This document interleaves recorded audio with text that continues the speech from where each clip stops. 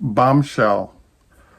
Tesla, in a written announcement, is not only preparing for a stock split, but looking to issue new shares in preparation for a dividend release. It's my belief that this adds $500 or 50% to the value of the company over the next 2 or 3 months.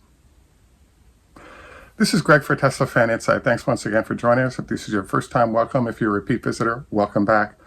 We also want to thank our Patreon supporters. Your support is greatly appreciated. It makes all the difference in the viability of the channel and is therefore much appreciated. Also, this is a copyrighted broadcast. Any use without permission is prohibited. So what we wanted to cover today is the fact that there is a mind-blowing thing that happened this morning. It was announced by Tesla that they're looking to do a stock split. They haven't said how many they're going to split into yet, but they're also preparing to issue new shares as a way to prepare to start issuing a dividend. So we kind of wanted to roll through this and review the implications. As you'll recall, the last time we had a stock split from Tesla, the stock picked up, approximately 300 to 400 points between when the split was announced and the split actually occurred. So operation improvements influence this, obviously, and is a variable in this process. We also, I think, the stock split coming has been known for a while. It was expected, and above 1,000 a share price point is where they usually try to do splits. I would expect something like a 4-to-1, 3-to-1 zone on that split.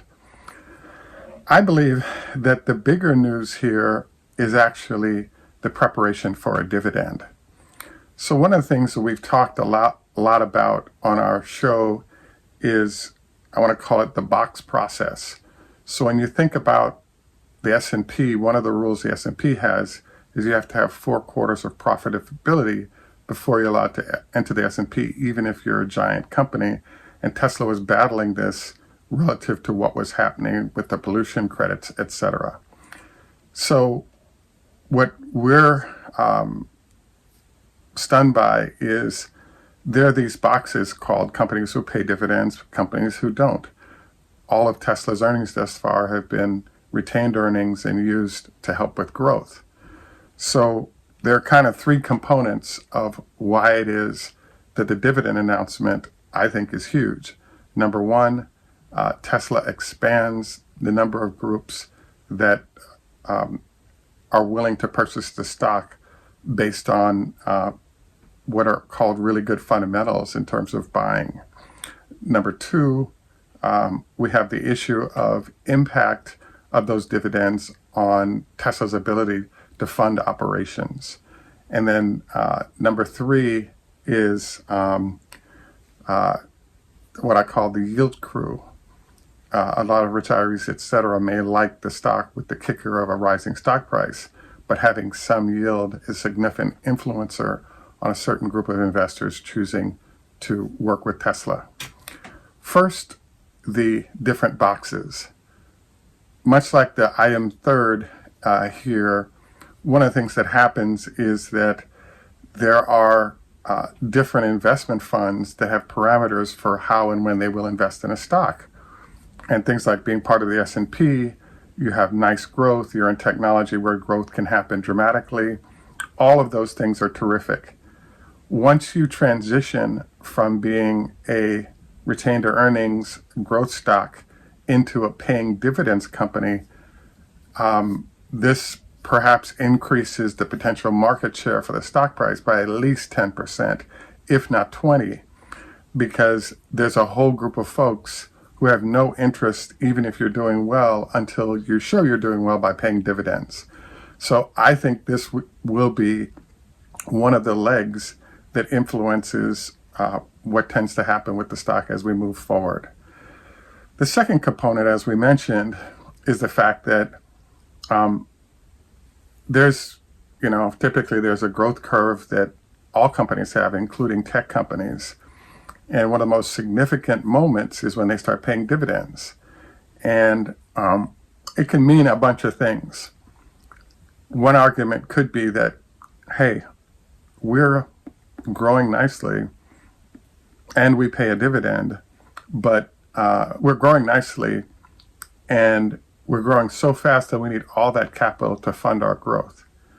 Another option is we're growing nicely and we ain't paying a dividend because we need that capital to work with. The signal that this dividend suggests in this space is pretty mind-blowing. As you know, Tesla is running 30-ish, heading for 40% margins. And unlike other auto companies that are in the 10 to 15% margin space, Tesla's piling up a lot of cash. This enabled them, for example, to 2 years early paying back the $1.5 billion owed to the Chinese government for the Shanghai factory loan. And so I'm kind of stunned, amazed by this dividend decision, because what Tesla is actually saying is, look, we're growing rapidly, doubling, tripling each year. Despite growing at that speed, we can still pay a dividend because we have enough cash to maintain our growth speed while at the same time paying out a dividend. And that's kind of stunning because the growth speed that Tesla is running at is awesome.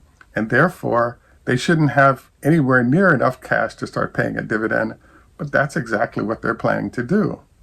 So for this second reason, I believe this is going to really force Tesla stock price higher because, clearly, the growth forecasts that they have indicated they got plenty of cash to work with and therefore don't need to worry about that component of things.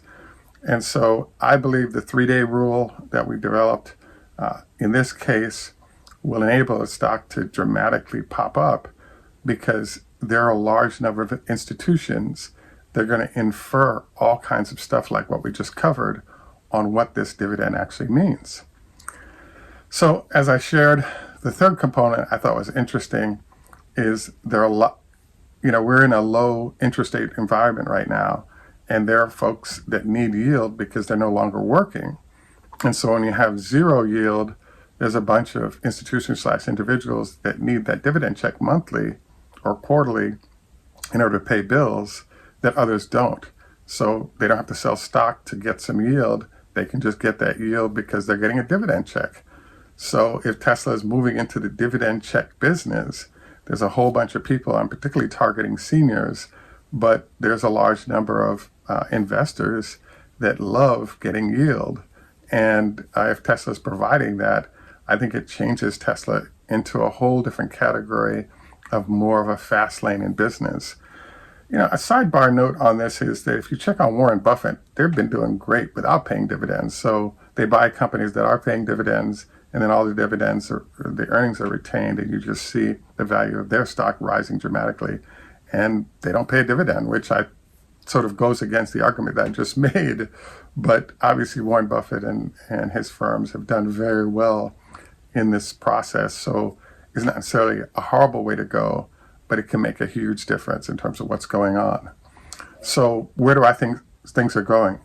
As I'll note is I believe 1500 is extremely likely for Tesla, and particularly as the next factory opens and we see the great production for the quarter, we could actually go higher in the near term because a whole bunch of people that were Tesla skeptical have to completely change their tunes. We're developing a show right now, and several people have talked about the fact that Gordon Johnson is somebody they hate for good reason. He's very Tesla negative, etc.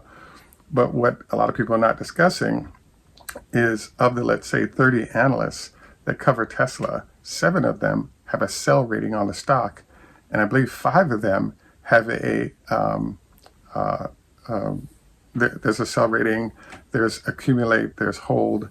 So there are all these ratings on the low end. Tesla's analysts are split evenly between hold or sell and buy or accumulate, whereas things like GM and Ford are enjoying everyone being on the buy side or hold side and nothing on the negative side of that. And we're going to be doing a show about this, and I think it's a really interesting circumstance. But GM just announced that they're going to be shutting down operations because of lack of chips. And Ford has a bunch of cars sitting out there that are short just the chip component of what they're doing.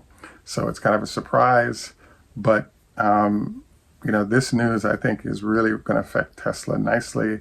The 5% gain today is terrific, but I'm eager to see capitulation from these analysts on the negative side of Tesla, because they're now getting the potential of the company, and what it's delivering and will deliver is totally awesome. So I just want to do a quick show today to note that all the above. I want to thank you for taking time to join us. Our health tip for the day is don't forget your 25 leg lifts per leg on a daily basis to strengthen the muscles around your knee to reduce the chance of other issues. I also wanted to encourage you to consider some kind of a fasting diet. Maybe one of them we were introduced to by a doctor is keeping your eating in a 12-hour range only, rather than both 12 hours, as a way to manage the impact on your blood flow, etc. And don't forget, don't eat within 2 hours of going to bed, preferably 4 hours, to let the food fully digest so there are no acid reflux issues that come with it. At any rate, congratulations to those of you who are long holders. This is sort of one of those days we've been waiting for, when the split would be announced. It's here, and this is totally awesome. I will say also that I'm kind of surprised, because I thought we were in a quiet period relative to the company announcement coming on what production numbers are at the end of the month. But it looks like the quiet period impact is more predetermined by when earnings are going to be announced fully, rather than just the production number. At any rate, exciting times for Tesla. Congratulations once again. This is Greg for Teslafaninsight. Tschüss, German, au revoir, French, Lehit Road, Hebrew, Choda, Hafez, Farsi, Strazice, Russian, Ni hao ma, Chinese, Kambawa, Japanese, Heido, Swedish, Asante, Swahili, and in Jamaica we say enough respect, walk, good man. Thanks for joining us. Have a great day, and bye for now.